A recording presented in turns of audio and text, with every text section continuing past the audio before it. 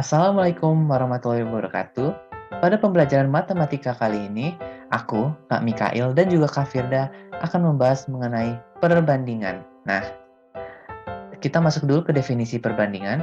Perbandingan adalah membandingkan dua nilai atau lebih dari suatu besaran yang sejenis dan dinyatakan dengan cara sederhana. Maksudnya itu perbandingan itu kayak pasti kalian tahu kan, kayak saling membanding-bandingkan gitu, kayak kita ngebanding muka kita dengan muka teman kita, ngebandingin nilai ujian kita dengan teman kita gitu, kan saling membanding-bandingkan. Nah, untuk dalam matematika sendiri, yang dibandingkan itu adalah besaran atau bisa dibilang ukuran gitu. Ukuran kayak ukuran baju kita bandingkan dengan ukuran baju teman kita, seperti itu. Nah, cara penulisan perbandingan sendiri bisa dilihat seperti ini. Misal perbandingannya antara A dan B, maka penulisannya adalah A dibanding B dengan titik 2, atau bisa ditulis seperti pecahan ya, A per B gitu. Jika A-nya muncul duluan, maka kita A-nya taruh di atas, B-nya taruh di bawah. Nah, ini sendiri misal kita bisa pakai contoh lain ya, misalnya kita mau membandingkan tinggi ayah kita dan ibu kita, maka kita bisa tulis tinggi ayah banding tinggi ibu, atau mau bandingkan berat kakak kita dengan kita sendiri, dengan menjadi berat kakak banding berat adik, seperti ini. Bisa juga ditulis seperti ini ya. Oke. Nah, kita masuk ke jenis perbandingan. Nah, perbandingan sendiri memiliki dua macam. Yang pertama adalah jenis perbandingan senilai, yaitu jika satu variabel bertambah, maka varian lain ikut bertambah. Contohnya jarak dan waktu. Nah, maksudnya itu gimana? Variabel itu adalah variabel sendiri itu ada A dan B itu masuknya variabel. Tinggi kakak atau tinggi adik itu juga masuknya variabel. Jadi gampangnya begini deh. Kalau misalnya tadi perbandingan A banding B, jika A nilainya ditambah, maka nilai B itu juga akan bertambah juga gitu. A bertambah, B juga bertambah gitu. Nah, beda lagi dengan perbandingan berbanding nilai. Jika satu variabel bertambah, maka variabel lain berkurang. Contohnya debit air dan waktu. Nah, jadi itu misalnya variabel A nih, A banding B. Jadi misalnya A itu nilainya bertambah, maka nilai B akan berkurang, seperti itu. Contohnya debit air dan waktu. Nah, eee, untuk kali ini kita bakal untuk kesempatan dengan Abang, kalian bakal belajar jarak dan waktu. Nanti sama Kak Fida akan belajar tentang debit air dan waktu. Nah, jarak dan waktu. Nah, tadi udah dijelaskan sebelumnya kalau jarak dan waktu itu adalah perbandingan senilai, yaitu perbandingan jika variabel satu naik, maka variabel yang lainnya juga akan ikut naik. Jadi misalnya jika jaraknya ini bertambah, maka waktunya juga akan bertambah. Maksudnya gimana tuh? Coba nih, semakin jauh jarak yang kita tempuh, maka akan semakin lama waktu yang kita tempuh. Nah, Abang kasih contoh deh, misalnya, kita jalan kaki ya, dari rumah kita ke warung. Kan dari rumah kita ke warung kan biasanya deket tuh. Paling kalau kita jalan kaki itu cuman butuh 10 menit atau 5 menit malah. Kan, karena jaraknya deket. Nah, kalau kita bandingkan dengan jarak dari rumah kita jalan kaki dari rumah kita ke Bandung gitu. Kan dari rumah kita ke Bandung kan jauh banget ya. Nah, itu bisa jalan kaki itu bisa nyampe 10 jam malah. Karena semakin jauh jarak dari tempat kita berada itu, maka waktu yang kita tempuh untuk nyampe ke sana pun juga makin lama. Nah, makanya, eee, kenapa, semakin jauh jaraknya, maka waktunya juga akan semakin lama. Nah, hubungan dengan kecepatan. Nah, ada loh hubungannya sama kecepatan. Nah, coba, kalau kita naik mobil, biasanya kalau di speedometer istilahnya itu, intinya kalau ngebahas kecepatan mobil deh. Kalau mobil itu kecepatannya itu biasanya misal 200 kilometer per jam. Itu maksudnya apa sih 200 kilometer per jam? Nah, maksudnya itu adalah 200 kilometer per jam. Jadi dalam 1 jam, maka mobil itu bisa menempuh 200 kilometer. Begitu maksudnya. Nah, Abang kasih contoh nih. Jadi kecepatan sama dengan jarak dibagi waktu, atau bisa tulis jarak banding waktu gitu. Seperti notasi sebelumnya ya. Jadi ingat-ingat nih, kecepatan tuh maksudnya apa sih kecepatan? Kecepatan itu adalah perbandingan jarak dan waktu.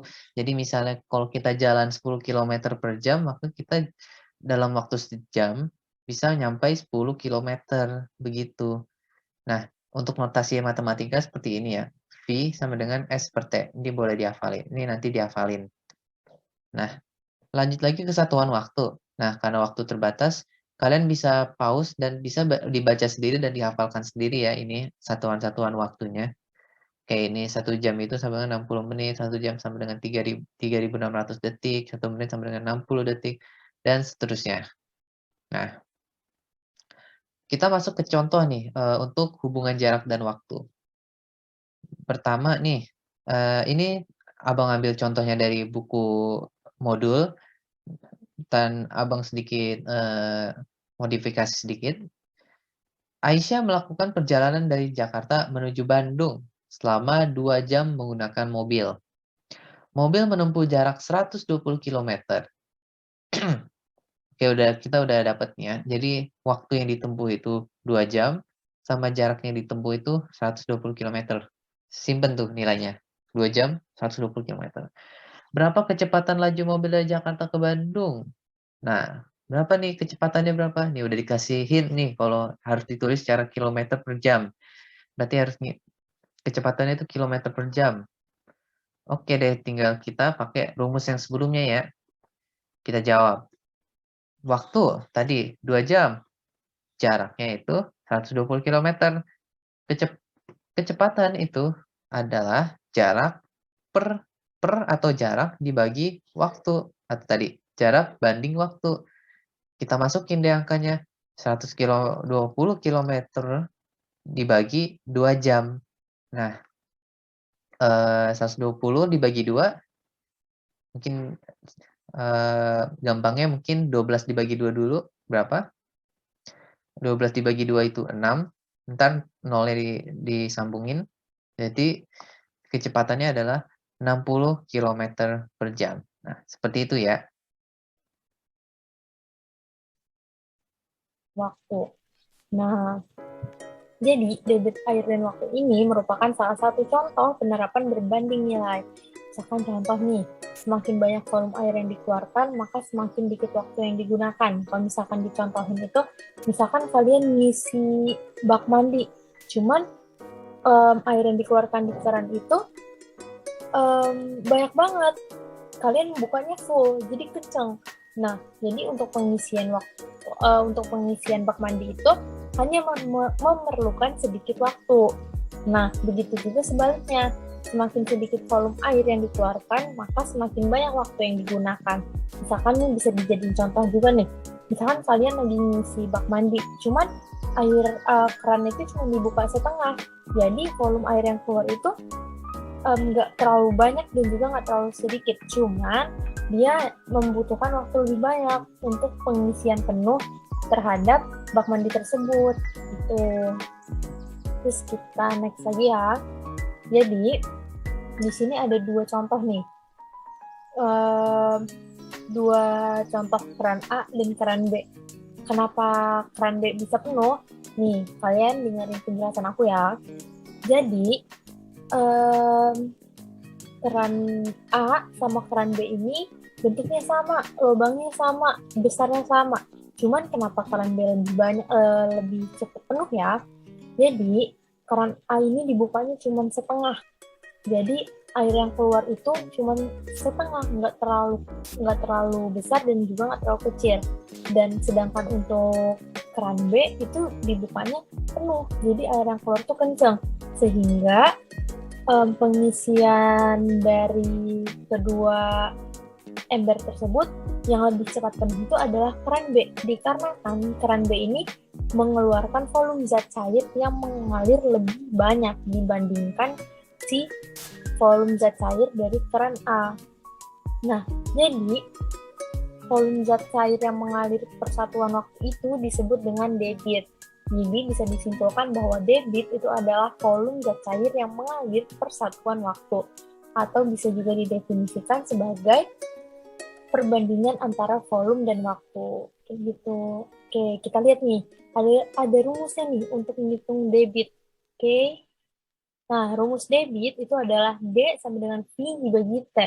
Jadi untuk keterangannya adalah D itu adalah debit, volume zat cair yang dikeluarkan, dan V itu volume air yang dikeluarkan, terus abis itu T adalah waktu.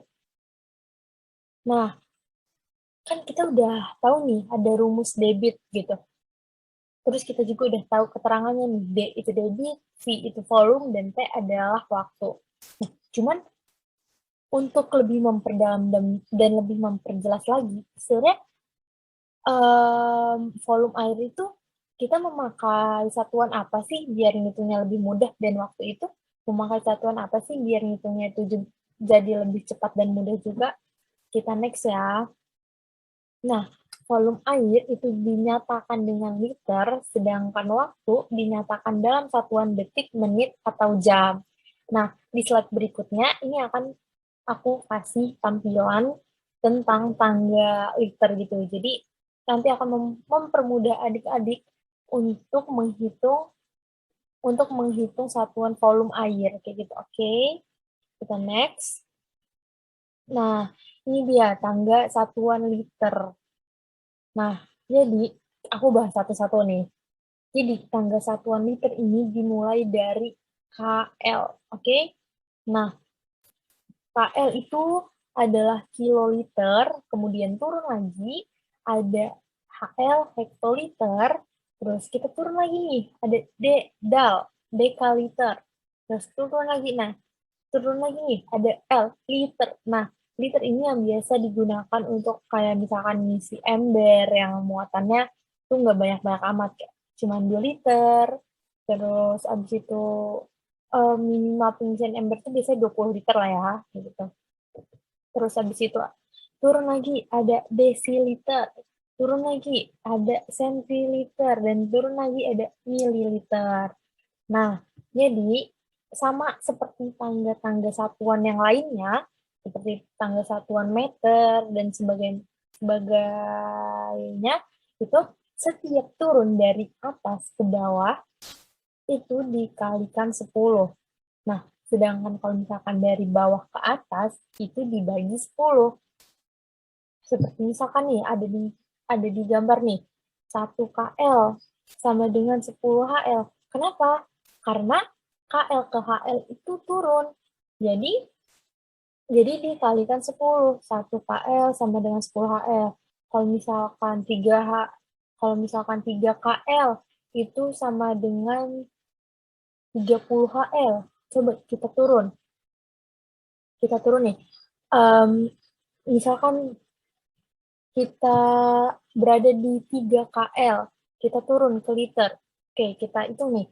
Lompat 1, 2, 3. Jadi, 0-nya ditambah 3. Jadi, 100 dikalikan 100. Jadi, 1 KL itu sama dengan 3 KL sama dengan 300 liter. Karena dia turunnya 3 tangga. Jadi, 0-nya ditambahin 3. Jadi dikalikan 100. Kayak gitu. Sedangkan kalau misalkan naik 10, misalkan nih, misalkan 4 liter. 4 liter mau naik ke DAL. 4 liter sama dengan berapa DAL ya? Nah, jadi 4 liter itu sama dengan 0,4 DAL. Kenapa? Karena dari liter ke DAL itu hanya naik 1 tangga, jadi dibagi 10. Sedangkan kalau misalkan kita berada di 4 liter, itu kita mau naik ke HL, jadi dibagi 100 ya kan? dibagi 100 itu 0,04 liter kayak gitu. 0,04 HL karena dari liter naiknya ke HL itu 2 tangga, jadi ditambahnya 0,2 jadi 100 kayak gitu. Nah, aku mau memperjelas lagi nih. Sorry nih. Jadi tadi yang di KL itu dia turun 3 tangga itu jadi 1000 bukan 100. Sorry ya guys. Jadi 3 KL, jadi kan di 3, kita posisinya ada di 3 KL mau ke liter. Nah, jadi KL ke liter itu dikalikan 1000 sama dengan 3000 liter kayak gitu. Oke, kita next. Nah, ada contoh soal nih, biar kalian juga lebih jelas untuk memahami tentang volume air dan waktu. Contoh soal, Pak Joni mengisi ember yang memiliki volume 18 liter, namun Pak Joni hanya membutuhkan waktu 1 menit untuk mengisi ember tersebut hingga penuh. Berapa debit keran air ketika mengisi ember dalam liter per detik?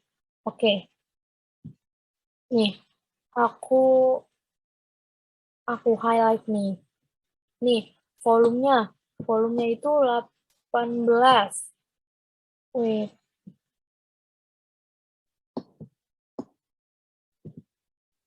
Bentar.